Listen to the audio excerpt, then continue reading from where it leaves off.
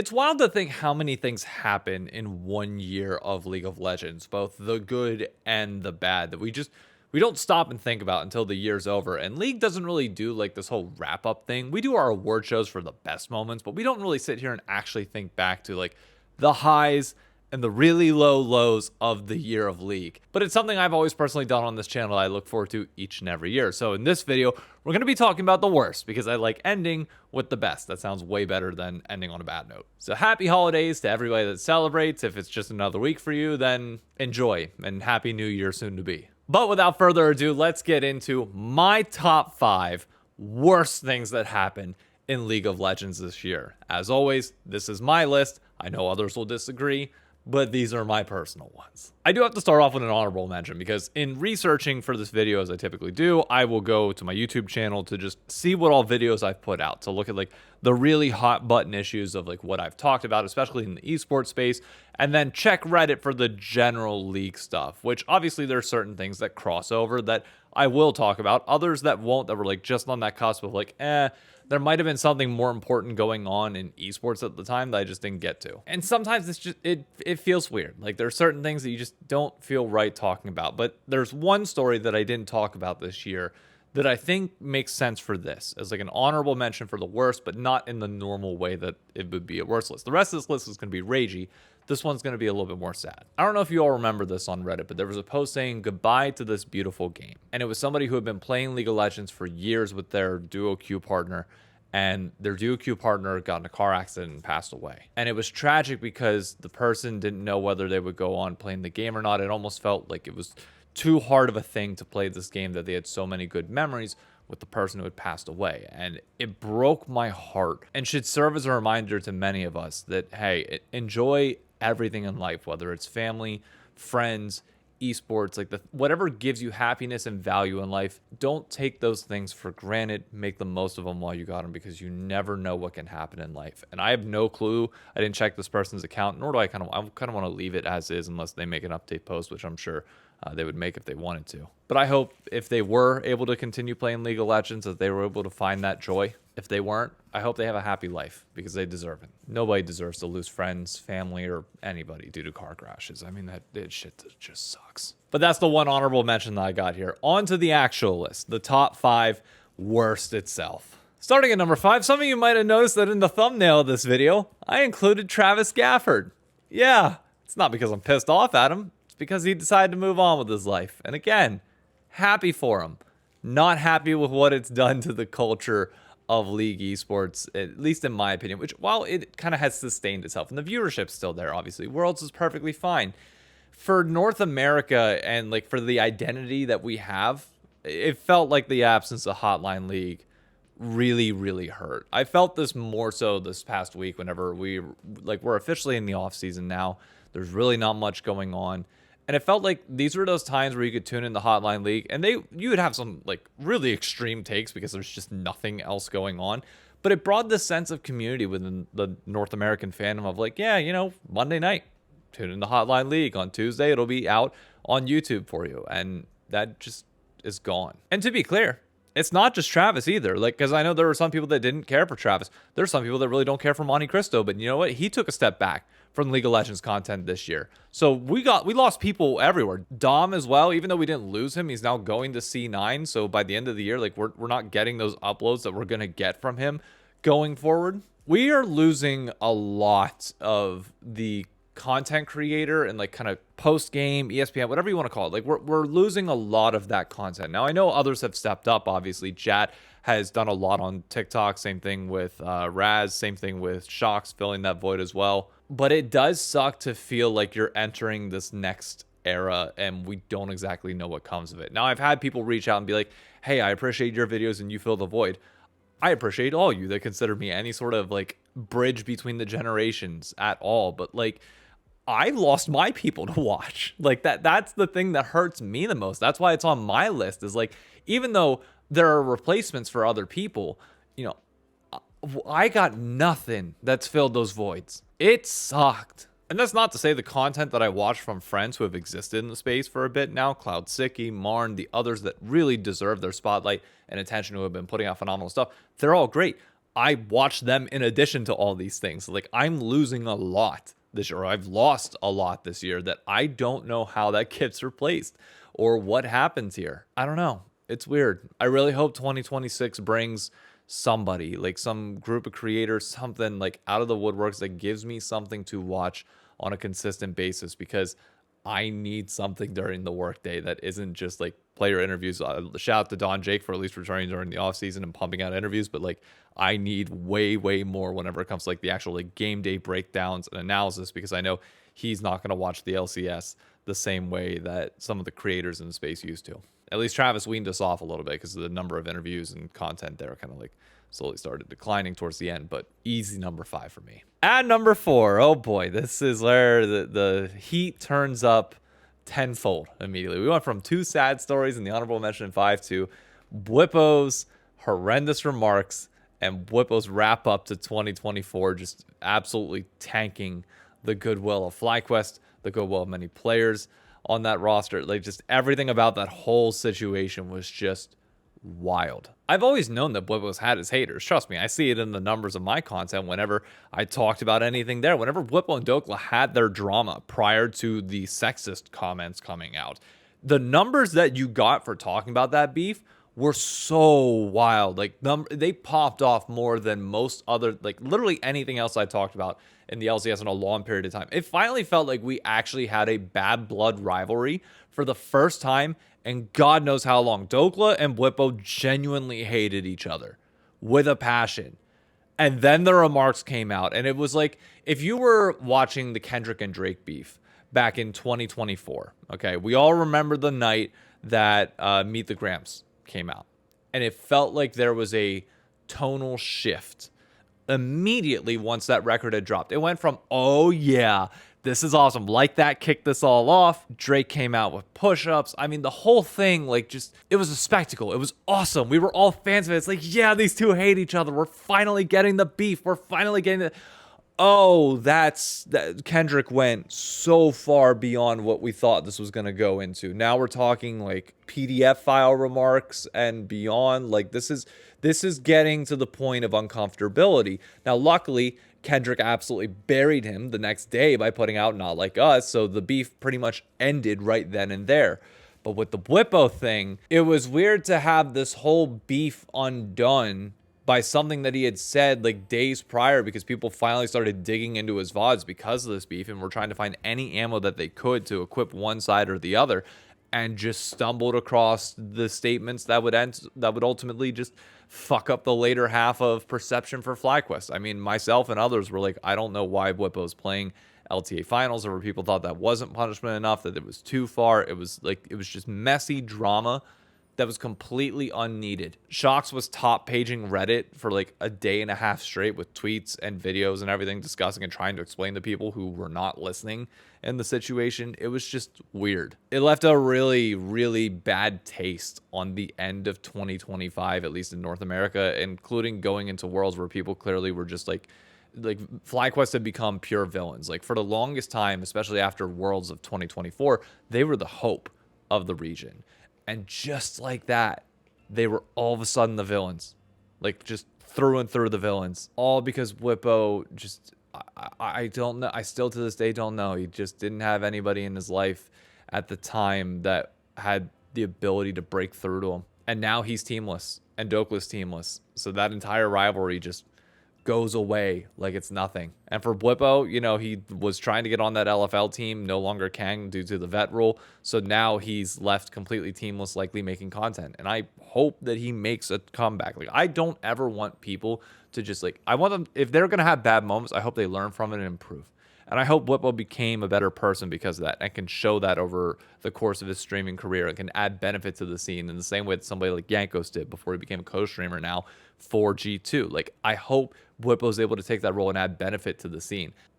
I'm so worried that things didn't fully change, but only time will tell. Such a weird one at number 4. Number 3, I think, requires a little bit of context for things that make me specifically abnormally mad compared to most other people.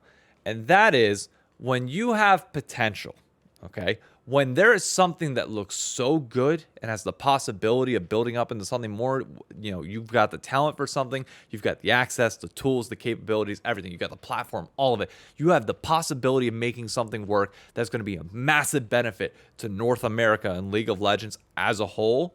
I'm going to place a lot of faith in you to make sure that you do the right things. But if you squander that due to bad decisions on your own part or just the inability to properly think things through that were common sense, that irrationally pisses me off. That's why Near Airport is number 3 in my worst list of 2025. And I know there are going to be people that are like, they provided a ton of content at the beginning of this year. It's a nice little blip, a little storyline. I'm sorry, I'm still pissed off about that whole thing. I really am. They had everything going for them. Doublelift starts up this org in a similar way to Los Ratones. Like, sees exactly what Cadro's doing. And it's like, you know what? I have the capability of doing that. And he's right. Okay, Near Airport was amazing branding, like had so much potential on all this. And it was just such a selfishly done thing to the point where the second that Doublelift realized that like the initial team wasn't going to work, okay, rather than continuing this as an org, which is the possibility and realistically what it should have been, and just fielding an NACL team that could possibly work their way up, use yourself as the transition to new players, like transition it off. Like you are the content creator, you are the co-streamer, you can make this so much bigger than that. To just end it.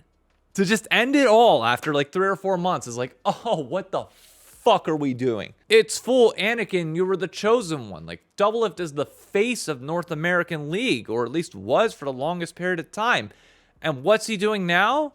Well, he's getting the esports bag. Because, human rights violation hype. And to be clear, yeah, I've watched the Esports World Cup. It's just funny watching people switch their tone because of the bag. If you're going to watch, say you were watching from the beginning. Don't claim moral high ground and then be out here championing and parading around Esports World Cup. Like, you had something going with Near Airport.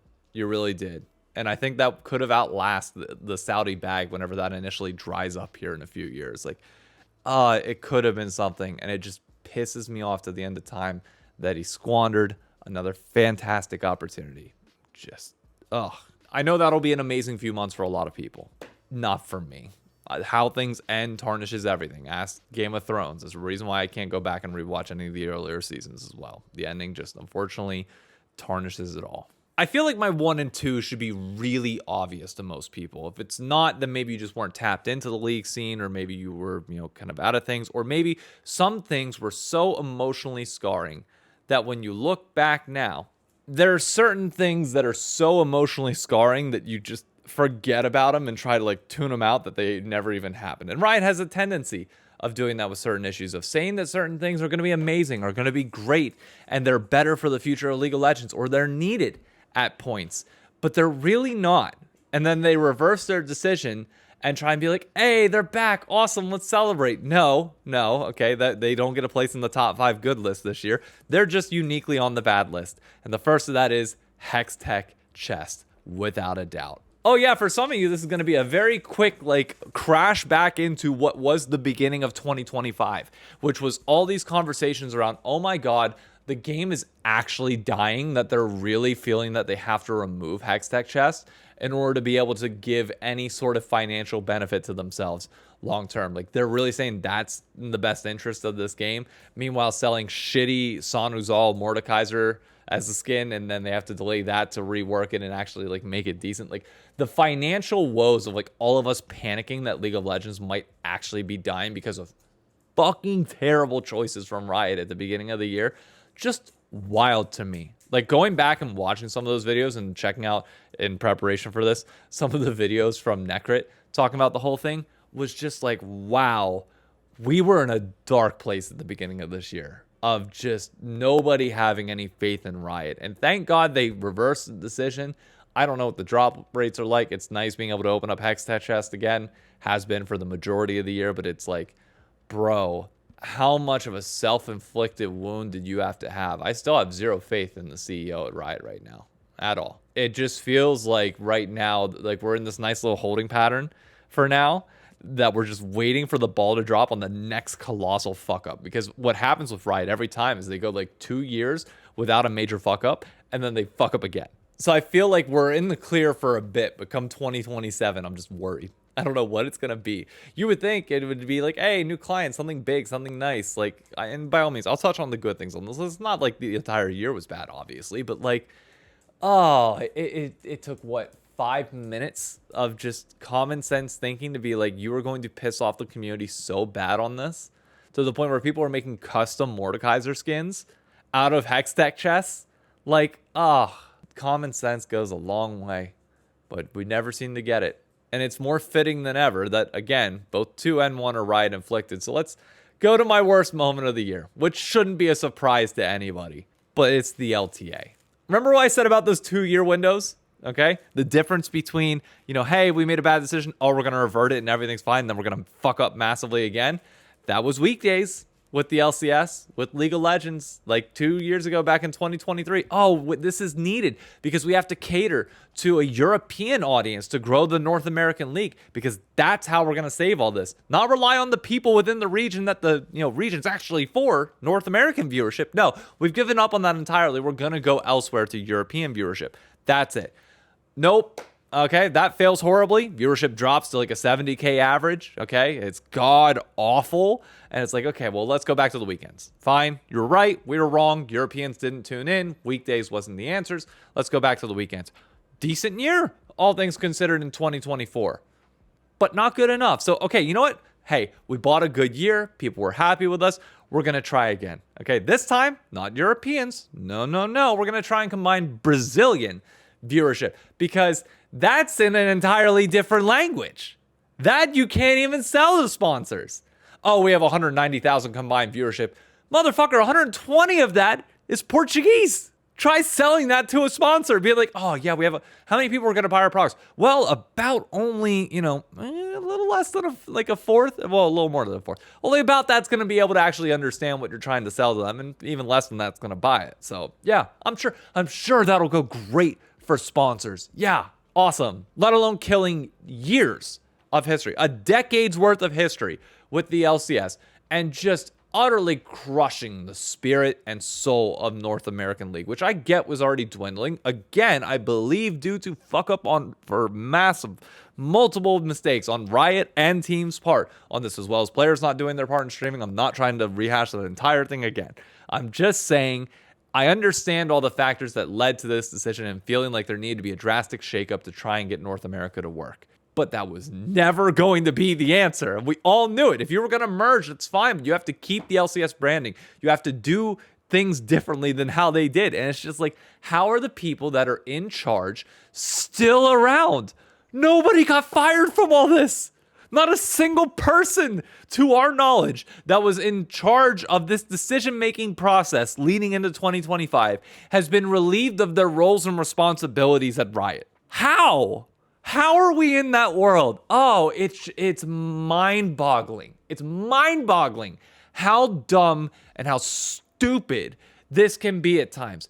And it just takes a little bit of common sense to realize what ain't gonna work. I'm not saying my answers for what I think will grow things are better than anybody else, even though I'm gonna believe that. Like, I understand difference of opinion, but we can all unanimously agree when things are shitty. And we knew this one was going to be bad. And it was. And now we're going back to the LCS next year. Viewership will go up again slightly. And then it will stabilize and get to where it was before, if not like decline a little bit towards the end of this year, if things don't change besides this. And that's not saying change for the sake of, a merger. Like, that's a terrible idea again. But I'm saying, like, teams need to step up. Everybody else needs to step up. And Riot, I don't know how to end this bad video other than, again, if whoever made those choices is still at Riot right now and wasn't like passively fired, because we've heard from multiple people that apparently it might have been John Needham that pushed through those changes. I don't even know what to say if they're still in charge at the end of this year, because it's like, no matter how many good things could come, it just feels like we're being constantly Tanya Harding in the kneecaps over and over and over again. And we have no way out until somebody at Riot that is in a position of power, not even within the low esports side, but like upper management side, looks at this and sees, hey, they've actually fucked up more than they've done good on the esports side. Okay? Maybe we bring somebody else in charge that can help steer the ship in a better direction. That's all I'm saying. So that's my worst list. I've ranted for way too long about all this. Obviously, you can go on forever whenever you're mad. I want to get to the good list because it's Christmas time and I'm excited and I'm happy and I hate wallowing in the negativity, but I would like to make both of these videos each and every year. So if you enjoyed, be sure to drop a like down below. Comment, is there anything else that you think should have been on the list that wasn't, that was really bad from this year? Do you agree with the order? And again, happy holidays to everybody. I promise we will actually have the positive coming up next. See you next video.